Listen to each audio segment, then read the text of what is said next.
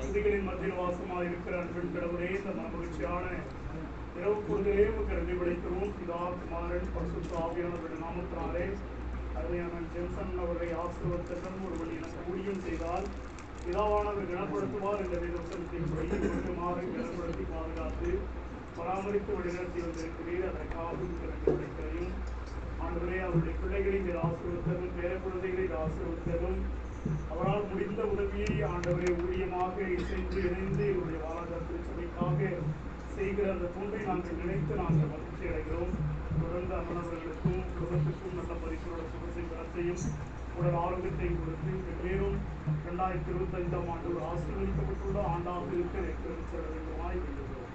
இதை நமக்கு எல்லாவற்றையும் மத்திய எடுக்கிறோம். எங்கள் ஜீவனுள்ள அன்பு பிதாவாக தேவனுடைய பரிசுத்தாவின் ஐக்கியமும் சமாதானப்படுகிறது. குடும்பத்தினுடைய பெற்றோர்களோடும் பிள்ளைகளோடும் பேர குழந்தைகளோடும் அவருடைய எதிர்கால வாழ்வோடு என்றும் சதா காலங்களில்